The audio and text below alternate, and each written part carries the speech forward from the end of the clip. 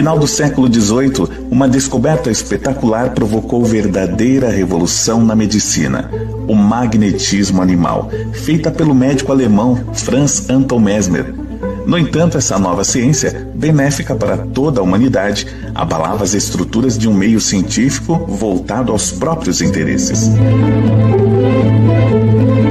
Mesmer foi claramente vitimado por uma deliberada conspiração do silêncio. O livro Mesmer, A Ciência Negada do Magnetismo Animal, contém a biografia e íntegra de 3 livros do mais importante reformador da medicina. Sua descoberta foi estudada por Allan Kardec durante 35 anos, influenciando o espiritismo sob o aspecto científico. Adquira o livro Mesmer, A Ciência Negada do Magnetismo Animal, do comunicador Paulo Henrique de Figueiredo, em mundomaior.com.br ou pelo telefone operadora 11 4966 5775.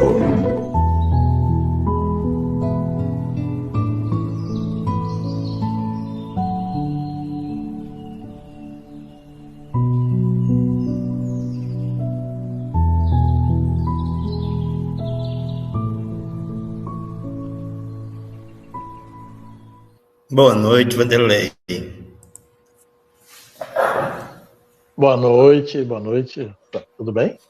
Ótimo, e você, querido? Tudo certo também, tudo tranquilo. Que bom.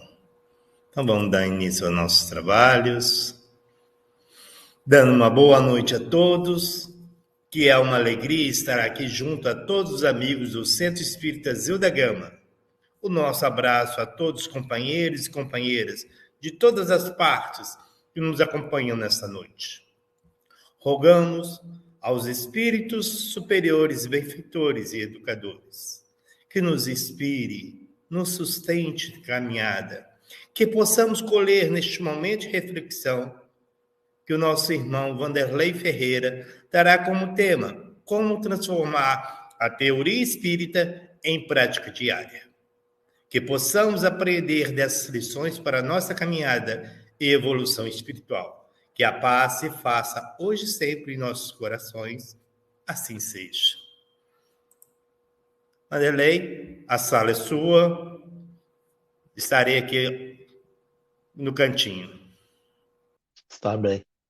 Muito obrigado pela acolhida, mais uma vez, nessa casa de amor, Zilda Gama, que nós possamos trabalhar com a ideia que a doutrina espírita nos alcança.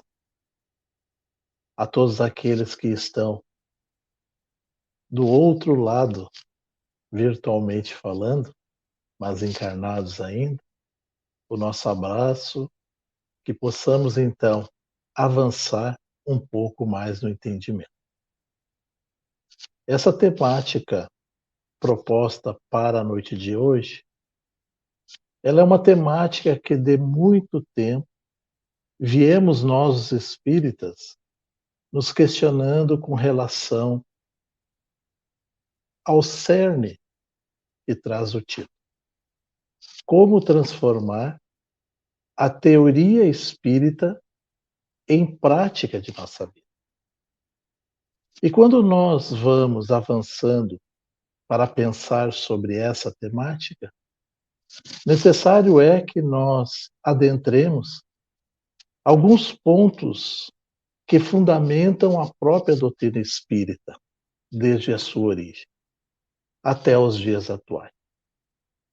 A gente observa que na fala do fundador da nossa doutrina, Allan Kardec, alguns falam codificador, outros falam iniciador, o termo aqui pouco quer dizer para nós. Mas nas falas em que Kardec vai propondo, através de toda a literatura, seja ela nas obras que vão fazer a base da doutrina, seja ela na revista espírita, Kardec sempre aponta para o objetivo principal que a doutrina espírita deve desenvolver em cada um de nós. Preciso é que nós voltemos, então, assim, para organizarmos o nosso pensamento e chegarmos em algum tipo de proposta para essa nossa vida diária. Ainda que não falte em todas as obras conteúdo suficiente para nós já irmos praticando. E conforme o desenrolar dos nossos estudos da teoria espírita, vamos percebendo para qual caminho ela aponta e como nós deveremos proceder. Então, Kardec, na obra O que é o Espiritismo, ele vai pontuar inicialmente a seguinte frase, falando da base da doutrina espírita. O Espiritismo é uma ciência que trata da natureza, da origem e da destinação dos espíritos, bem como sua relação com o mundo corporal. Então a gente observa que, sendo o Espiritismo uma ciência, a ciência espírita, é através dela que nós vamos recebendo e percebendo e adquirindo os conhecimentos que estão na natureza e que foram bem colocadas principalmente na obra O Livro dos Espíritos, essa condição de nós compreendermos de onde ela vem e por que esses ensinamentos estão ali colocados. Então Kardec vai depois colocar mais adiante esta relação dizendo cada uma delas em suas partes. Ele fala que o Espiritismo é ao mesmo tempo uma ciência de observação e uma doutrina filosófica. E aqui nós já começamos a adentrar em uma relação mais profunda. Porque quando nós percebemos, ou aqueles mais desavisados, quando falamos que a doutrina espírita também é uma ciência e é uma doutrina filosófica, nós ficamos imaginando com aquelas quantidades de doutrinas que tem que tratam exatamente da relação do homem, ou seja, apenas o homem. Mas como a doutrina espírita é uma doutrina que trata da natureza, da origem, da destinação dos espíritos, coloca esse elemento que nas ciências ordinárias não tem. O foco de objeto das ciências ordinárias é o corpo como parte final, a da doutrina espírita não. Ela tem como objetivo principal fixar o estudo e a relação do espírito, o espírito imortal que sou, o espírito imortal que cada um de nós o é. E assim, então, quando Kardec coloca sobre a doutrina filosófica, está falando sobre a filosofia da ciência espírita. E não apenas uma filosofia daqueles mais variados campos de ação, ou das mais variadas escolas filosóficas, ora encabeçada por Kant, ora encabeçada por outro pensador, e por aí vamos. Então, a doutrina filosófica, ela parte para auxiliar na observação da ciência espírita. E daí nós vamos concluindo que ele vai colocar mais aí. Vai dizer logo após que essa ciência, como ciência prática, o Espiritismo consiste nas relações que se estabelecem entre nós e os espíritos. E aqui nós já começamos a fazer algum tipo de pensamento para nós compreendermos. Quando nós ouvimos ou lemos inicialmente, Kardec colocando esta relação, dizendo que a ciência prática do Espiritismo, que consiste nessa relação entre nós, os espíritos, parece inicialmente que a fala diz respeito apenas às comunicações mediúnicas, ou às atividades que advêm dos espíritos pelo campo da mediunidade também para conosco. Mas certamente não é. Porque uma vez que somos espíritos imortais, quando longe do vaso fisiológico, liberto dessa vestimenta física que nos sustenta nesta encarnação, lá também no mundo dito mundo dos espíritos, ou aqui no mundo dos espíritos, porque há espíritos em todas as partes, a casa do Pai, a casa de meu Pai, é o universo. E é ali que nós habitamos, sem estar exatamente circunscrito a um determinado local. Mas então essas relações também acontecem quando nós, libertos do vaso fisiológico, nos encontramos no mundo de origem, no mundo espiritual. E aqui também as nossas relações são importantes. Daí que no livro dos Espíritos, na terceira parte, das leis morais, vai regular essas relações de nós para conosco mesmos. Ou seja, em cada uma daquelas leis que ali estão estabelecidas, vão colocando os espíritos e Kardec vai acrescentando em acordo com a necessidade, vai desenvolvendo as atividades e os pensamentos através das leis. A lei de trabalho, a lei de reprodução, a lei de sociedade, a lei de justiça, de amor e de caridade, a lei de progresso, e por aí vamos. Não vamos citar cada uma delas, nem falar diretamente sobre cada uma delas. Mas são essas leis morais que nós vamos utilizar através da doutrina filosófica para a representatividade das consequências morais. Ou seja, Kardec, seguindo ainda a ordem inicial que eu comecei lá do livro, que é o Espiritismo, por fim ele vai deduzir como filosofia compreende todas as consequências morais que dimanam das relações entre nós e os espíritos. Consequências morais. Bom, se nós quisermos falar um pouquinho, e absolutamente só para nos situarmos, quando Kardec pergunta aos amigos espirituais que definição se pode dar de moral, entre outras questões, que eu não vou entrar aqui, apenas vou citar a primeira frase da resposta, que assim ela não ficará completa. Aqueles que o queiram fazer, está na questão 629 do Livro dos Espíritos, mas ele vai dizer que moral é a regra de conduzir-se bem. E aí depois ele vai perguntar, né, a diferença que há essa condução do bem. E aí vão dizer, então, na 630, só para não deixar passar, conduzir-se bem é aqueles que têm a capacidade de diferir entre o que é o bem e o que é o mal. E o bem é nós estarmos conforme com a lei divina. E o mal é infringir a lei divina. Então, vejam, o que importa para nós nessa noite é essa relação. A relação que a filosofia vai compreender, e aqui nós podemos até falar como uma ética espírita, né? Todas as consequências morais que dimanam das relações entre nós os espíritos. E aqui voltamos novamente. Entre nós, os espíritos, pode ser entre nós para com aqueles pares que estamos encarnados no plano, pode ser de nós quando estamos fora da roupagem física com os mesmos espíritos que lá se encontram, pode ser de ida ou de volta no sentido da mediunidade. Então, vejamos. Quando nós encontramos uma relação qualquer que deva ser determinante para atuar na nossa vida, ao longo do tempo, nós, nessa doutrina, que tão nova ainda é, não conseguimos compreender exatamente isso.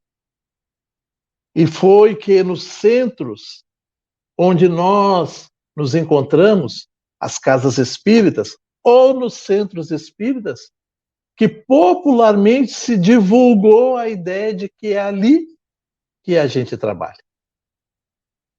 Daí surgiu o termo trabalhador espírita. Não há problema nenhum, e aqui eu estou falando, inclusive participei por muito tempo sobre essa ideia. Então lembro ainda quando eu dizia para minha esposa, logo que eu comecei na atividade, eu vou lá no centro hoje, que hoje eu vou lá trabalhar. De uma certa forma, isso é uma verdade. Até porque quando nós observamos o que respondem os amigos espirituais sobre o trabalho, Lá na lei de trabalho, ele vai dizer que toda ocupação útil é trabalho. Mas esta é uma prática restrita a um local determinado e uma condição já pré-estabelecida.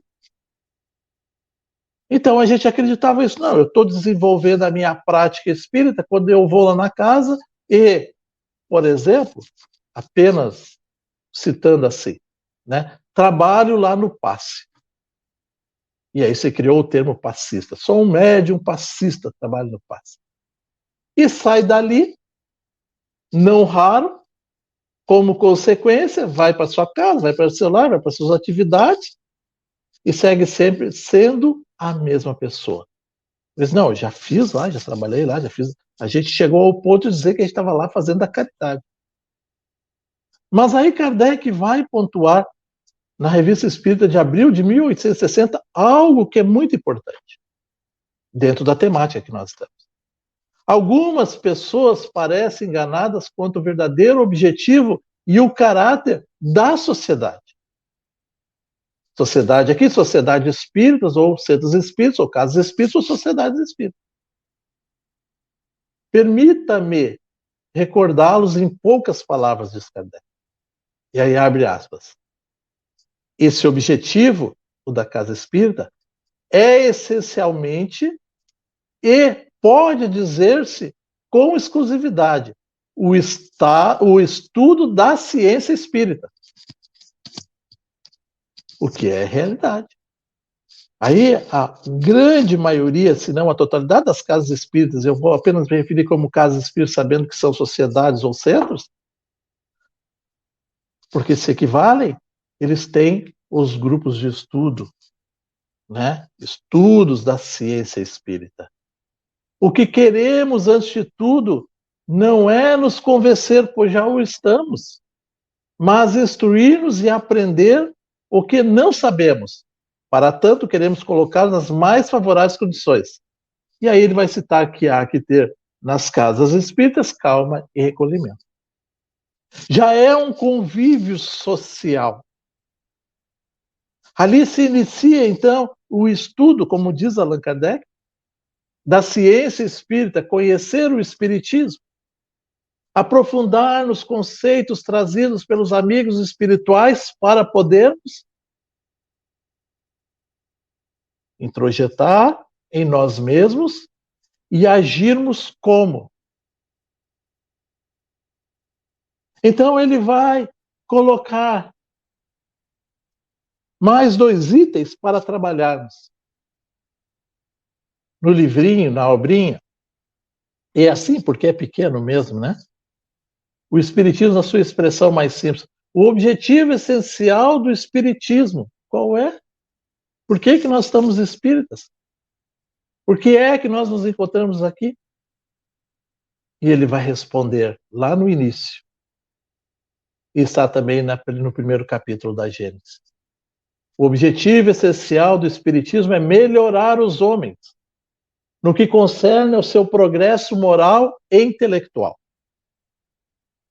E aqui já abrimos, então, a primeira questão de pensarmos e perguntar: como é que nós vamos avançar moralmente se nós não usamos a prática daquilo que intelectualmente nós adquirimos? Porque essa é a questão. O objetivo essencial do Espiritismo é melhorar os homens. Como é que nós vamos melhorar? No que concerne ao seu progresso moral e intelectual. Então nós temos vários nomes no Espiritismo mundial que estão altamente intelectualizados referente à doutrina espírita. Vão estudar os escaninhos das perguntas mais difíceis que nós muitas vezes não conseguimos. Mas lembrando que somente progride quando aquele conhecimento adquirido entra na prática. Apenas para nós exemplificarmos. Quando a gente está estudando a ciência espírita, dessa relação dos espíritos, né? E a gente vai numa determinada obra, porque todas elas abordam sobre isso. Que, uma vez que eu deixe as vestes físicas, o meu destino no mundo dos espíritos está traçado em acordo com aquilo que eu haja praticado aqui. E é bem claro na obra O Céu e o Inferno. Está diretamente ligada à questão. Quando Kardec, nessa obra, vai entrevistar os espíritos que ele classifica como espíritos sofredores, são aqueles que infringiram a lei quando aqui estavam. São aqueles que negligenciaram saber para não praticar. São aqueles que acreditavam que o conhecimento adquirido da doutrina espírita poderia lhes ser utilizado no futuro como benefício. E agora veem que não. Diga-se passagem, em uma voz corrente aqui no nosso estado. Muitas pessoas dizem, não, eu estou aprendendo agora para encarnações futuras eu colocar em prática.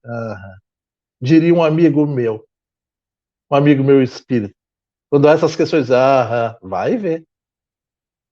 Porque os compromissos assimilados durante os vários processos encarnatórios é que vão determinando essa questão. Então, a prática é hoje.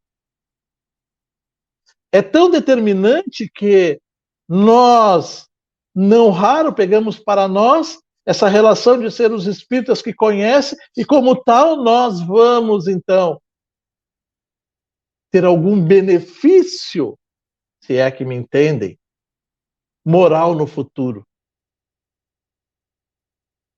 E a gente vai perceber que não é exatamente assim. Quando a gente lê uma entrevista de Kardec, na obra O Céu e o Inferno, dos Espíritos Felizes, Jean Reynaud, e ele vai dizer, Kardec, porque antes de evocar o Espírito, dialogar com ele, para tirar os ensinamentos da vida futura, e ali está, ele faz a relação, era um homem digno, trabalhador, tranquilo. Então Kardec vai dialogar com ele, e ele se diz, eu estou aqui muito feliz.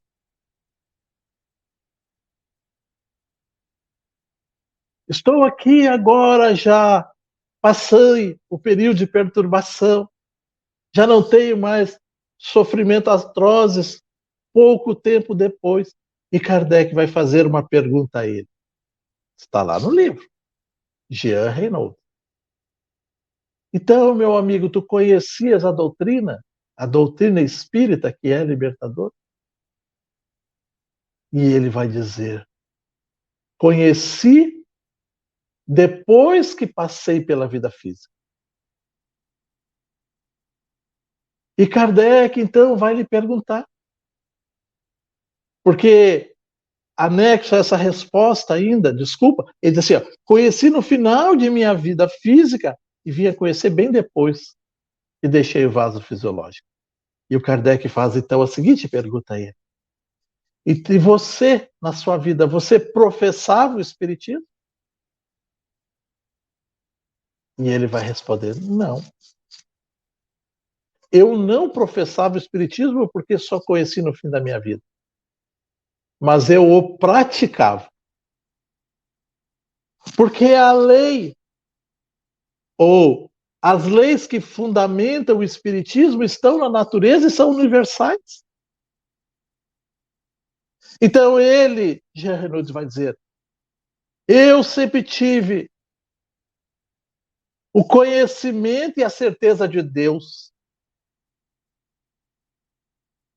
Eu sempre tive a noção e a vontade de praticar o bem em qualquer situação. Eu sempre mantinha a oração. Então, professava, não praticava. E se a gente for, então, observar, professar é aquele que diz que eu é, e praticar é aquele que diz que é aquele que faz. Então Kardec vai pontuar essas relações e vai dizer que, continuando o nosso roteirinho, o verdadeiro espírita não é o que crê nas comunicações, sejam elas quais forem. Quando eu estou lendo um livro, estou me comunicando. Quando eu estou dialogando com alguém, estou me comunicando. E é assim que a gente vai aprendendo. Então, o verdadeiro espírita não é o que crê nas comunicações, mas o que procura aproveitar os ensinamentos dos espíritos. De nada adianta crer, se sua crença não o faz dar sequer um passo na senda do progresso, e não o torna melhor para o próximo. Palavras do fundador do Espiritismo.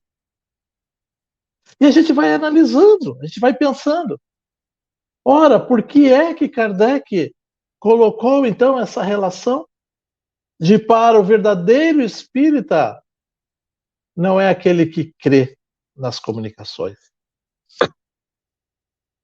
E parece que é muito simples isso, mas eu lembro de um amigo meu, certa feita, falando sobre essa questão de crença, estávamos estudando juntos, e ele falou: Vanderlei, veja só, a crença, ela não se sustenta. Imagina, eu vou aí na tua casa te visitar. Ele vem me visitar.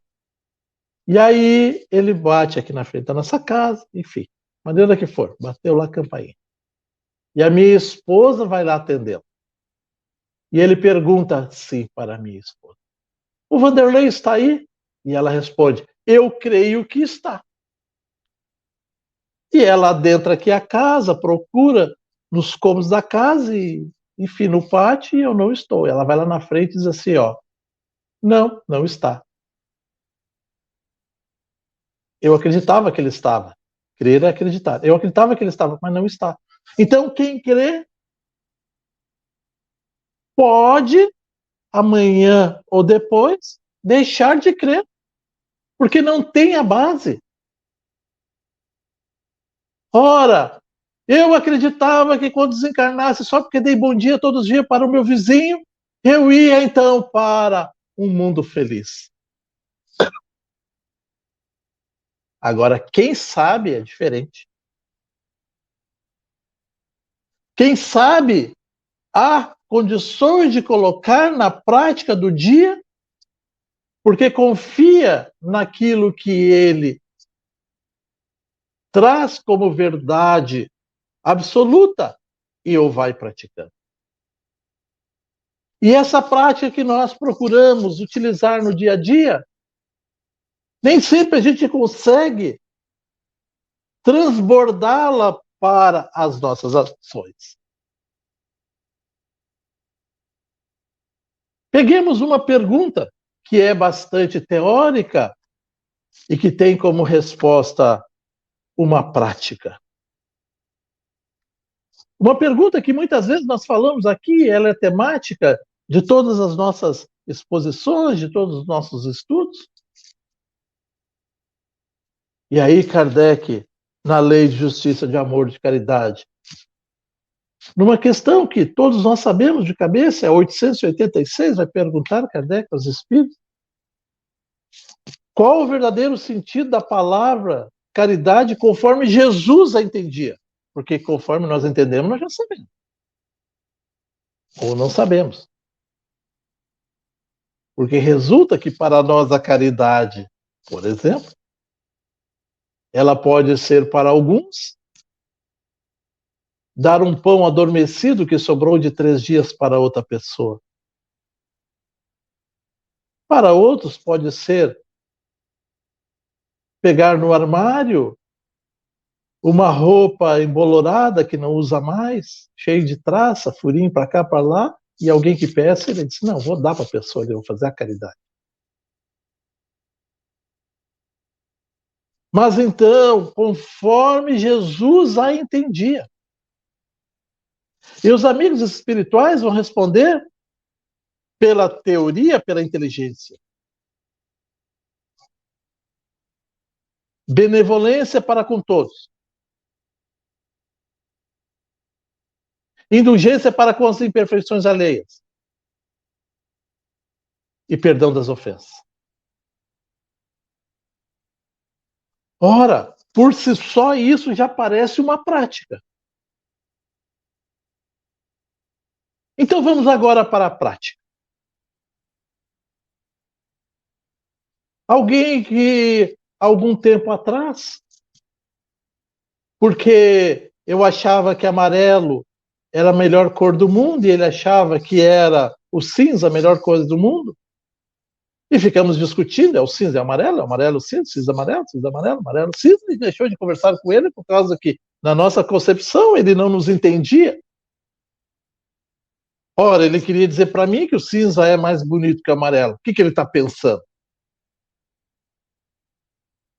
Eu só quis dizer para ele que o amarelo é bonito, né? Não quis meter, mas ele veio insistindo que é o cinza. Então não falo mais com ele. E eis que soube que ele está precisando colocar no vaso da sua casa um par de margaridas que tem no meu quintal. Flores margaridas.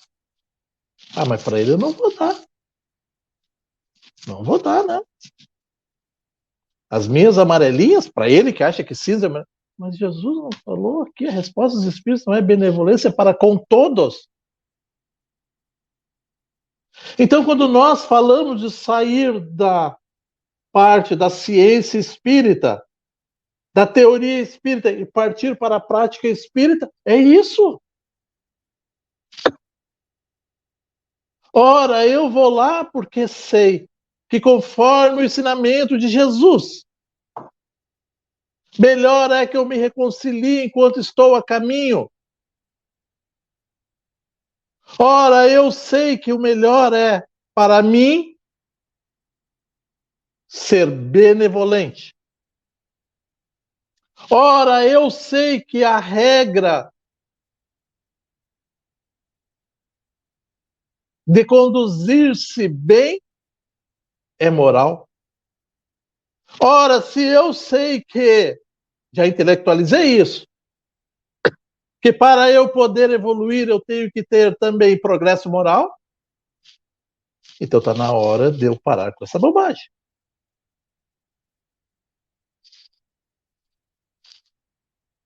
Respeitá-lo, que o cinza é melhor para ele,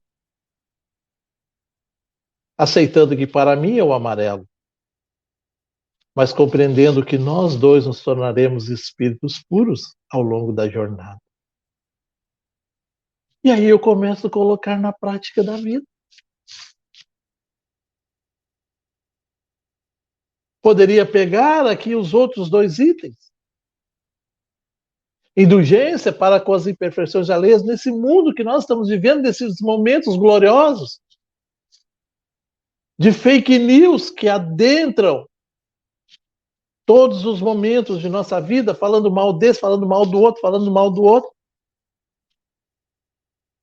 Qual é a nossa atitude frente a essa prática? Ao menos a gente está consultando a origem para saber se aquilo ali é verdade ou não, ou se a gente só está passando para frente.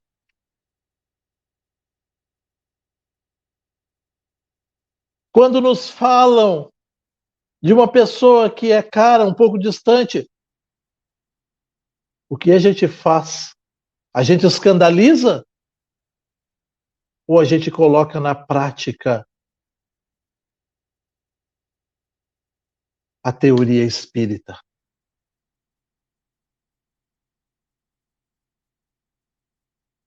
Então, quando nós apontamos como a resposta mais importante do Livro dos Espíritos. Quando Kardec vai perguntar aos amigos espirituais sobre a relação, qual o tipo mais perfeito que nos deve servir de modelo e guia? E a resposta mais curta é Jesus. 625, Livro dos Espíritos. Então, aí a gente lembra, quando vinham lhe falar sobre determinada pessoa,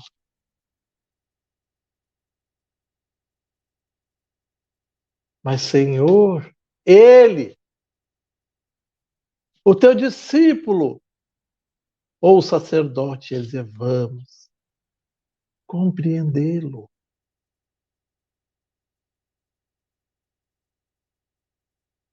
Essas ações que nós dizemos difícil de serem colocadas na prática do nosso dia,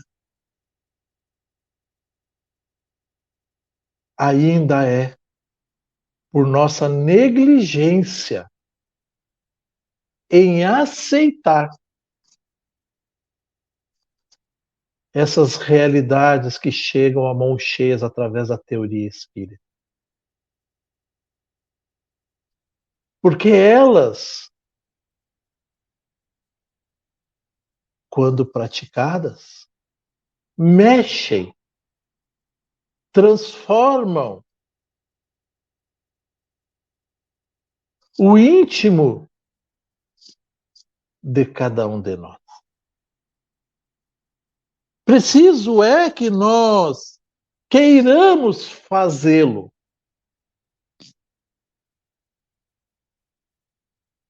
E muitas vezes nós dizemos assim, mas é muito difícil. Wanderlei, tu tá fazendo aí a live, tu tá falando tudo isso porque não é contigo. Sim, a parte que me cabe é comigo.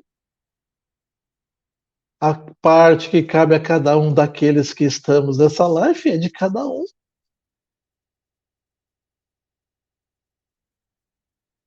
Inclusive, Jesus vai dizer, e serve para a nossa prática espírita. Ora, não julgueis para que o Pai também não vos julgue. Então, o nosso olhar muitas vezes se perde nessa teoria porque a gente fica apontando e querendo comparar para justificar aquilo que nós não queremos fazer.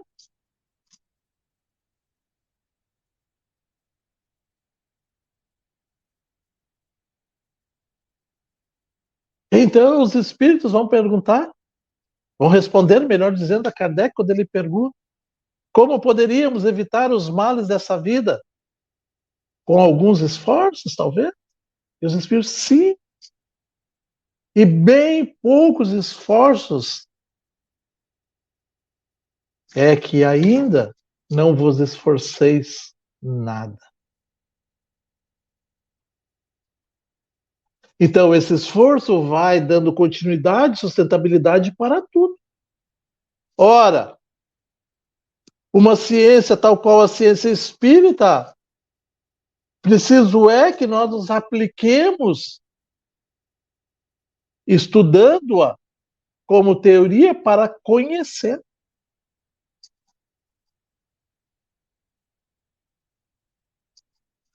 Mas esse conhecimento, ele se perde, ele se solta, porque nenhum conhecimento é perdido. Mas ele se desassocia quando nós não colocamos na nossa prática.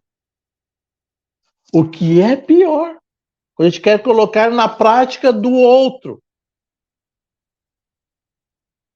E aí nós nos colocamos como julgadores.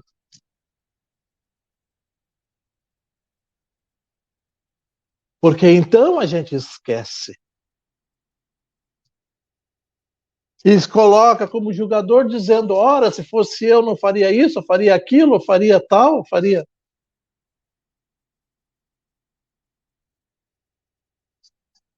E quando Jesus está à frente da mulher adúltera, o que ele faz?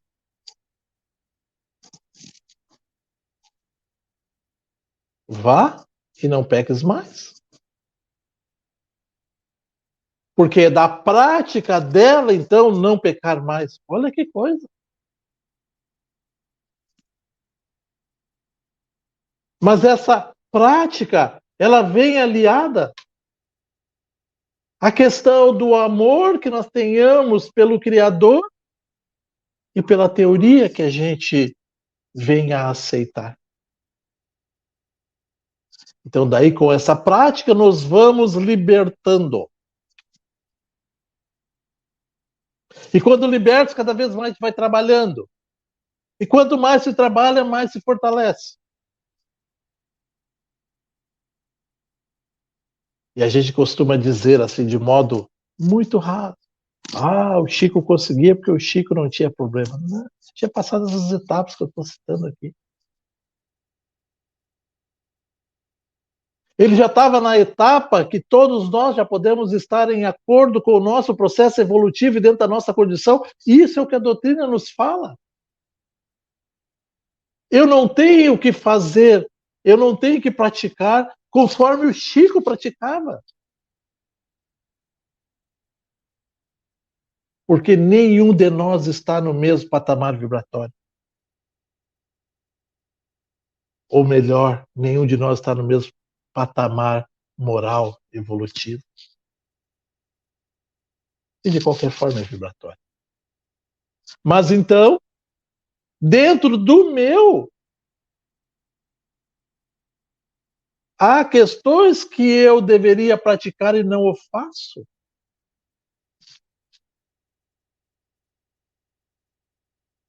E da teoria espírita, quando perguntado como de fato fazer,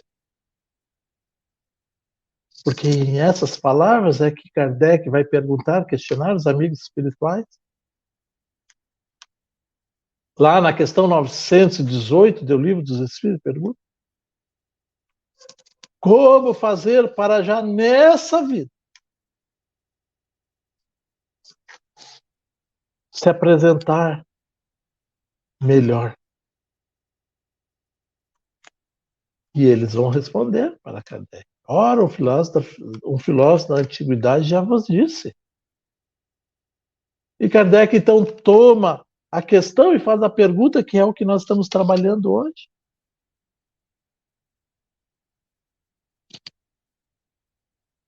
Na 919 do Livro dos Espíritos. É quando tem a resposta aqui. Eu falei 918 antes, mas é 919 que os Espíritos respondem. O filósofo da antiguidade diz: conhece a ti mesmo. E o Kardec então diz assim: tá bem. Eu sei o poder dessa máxima, mas como eu faço isso? E Santo Agostinho então vai dizer assim, ó: vocês querem saber como é que a gente pratica? Eu vou ensinar vocês. Como um bom pai que pega um filho birrento, teimoso, coloca no colo e vai ensinando. Aqui quando eu estou falando do pai, pode ser a mãe, os pais, o educador. Fazei como eu fazia enquanto me encontrava entre vocês. Ao final de cada dia passava em revista cada um dos atos que houvera feito e observava se eu tinha agido em acordo com os postulados do bem. Se eu descobrisse algum ato que desabonasse, ato é prática. Se eu descobrisse algum ato que desabonasse, dia subsequente, ia ao encontro daquele ao qual eu feri e me reajustar. É claro que aqui é o ensinamento daquele que sabe, para aquele que quer saber. Mas o caminho está traçado, determinado. Nos nossos diálogos, nos nossos pensamentos. Por consequência, em nossa prática, Utilizar o ferramental da teoria para a prática e evolução, cada um de nós. No momento difícil, é lembrar da teoria que fala sobre a oração. Ah, mas eu orar por esse, por aquele? Ah, eu não vou. Pois é. Quando fala do poder da prece, quando tem os capítulos do Evangelho explicando a prece,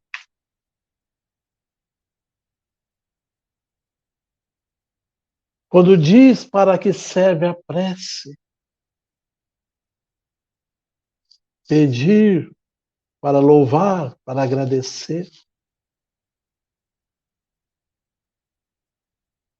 pedir para o outro, louvar ao Criador, agradecer pela oportunidade. A nossa prática demonstra que nós pedimos para nós. Agradecemos aqueles benefícios que nós julgamos que nos foram dados.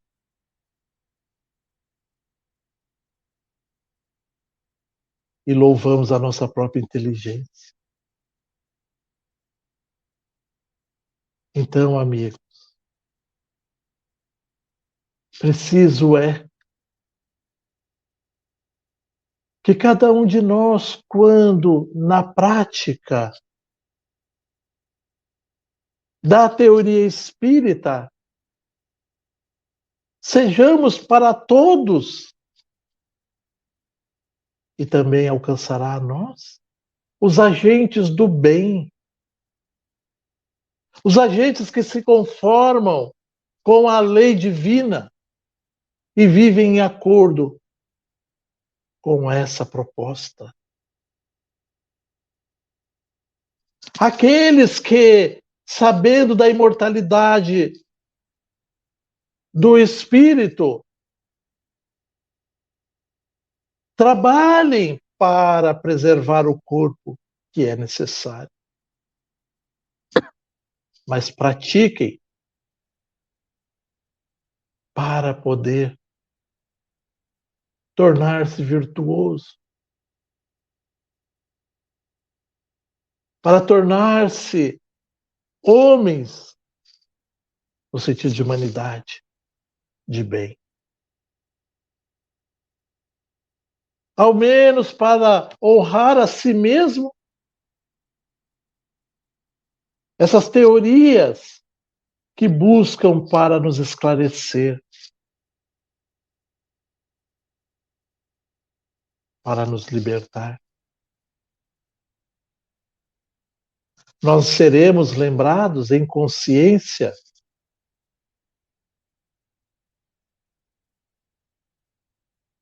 por tudo aquilo que nós praticamos nas defesas dos ideais que buscamos. Não é pelo muito saber, mas é pelo uso daquilo que já sabemos.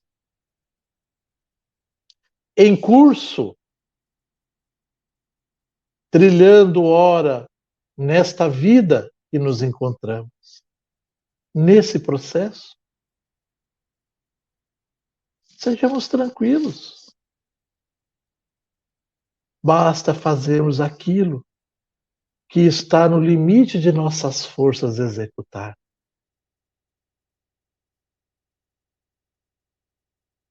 Ou não executar, porque também é prática. Não ser o julgador alheio,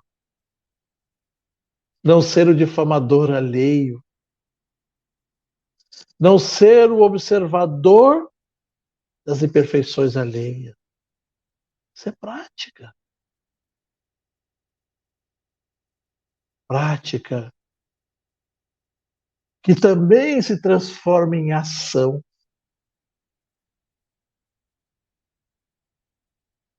E nós vamos absorvendo e colocando nas relações de nossa vida. Lembremos-nos, é preciso querer. Lembremos-nos também que o tempo, conforme a proposta de Jesus, urge. Lembremos-nos mais da teoria espírita que nos diz que essa encarnação é aquela que nós programamos como a que deveria mudar os rumos do nosso progresso moral. A primeira parte nós estamos cumprindo muito bem. Eu mesmo me coloco nessa situação. Se me pergunta, Vanderlei, qual é o número da questão tal? Em que livro está? Como a gente já está estudando há um bom tempo, agora é a hora da prática. É a hora da aceitação. É a hora da libertação. E somente assim é que cada um de nós cumprirá com o roteiro programado por si mesmo, antes de adentrar nesta vida física, quando escolhemos o gênero de provas que nos eram necessárias. Temos os livros, temos a vida, temos a liberdade. Façamos das nossas práticas a prática do bem. E como nós agirmos dentro dessas possibilidades do bem, estaremos praticando a teoria espírita, o ensino dos espíritos. Confiemos, trabalhemos, amemos. É a proposta de Jesus e dos bons espíritos a todos nós. Fiquemos em paz.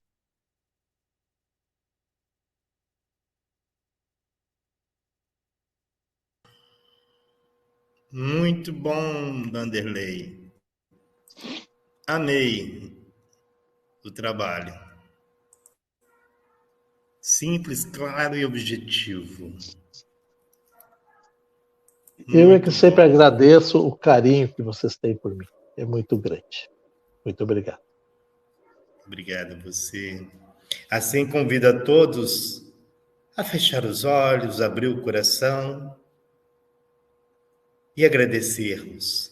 Senhor, humildemente reunidos sobre a árvore da prece, agradecemos o dia que tivemos, os irmãos encarnados e desencarnados que o Senhor conduziu até o nosso coração.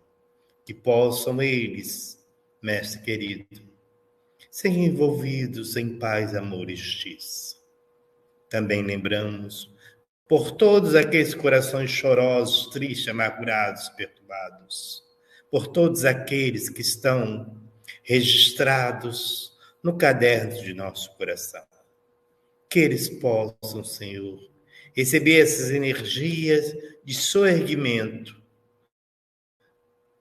de amor, de carinho, de envolvimento.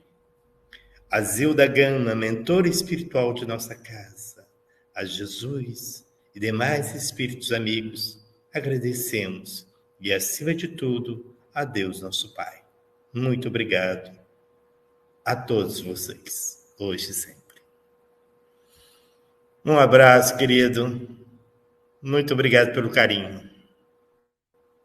Muito obrigado. Fiquemos em paz. Audio Jungle.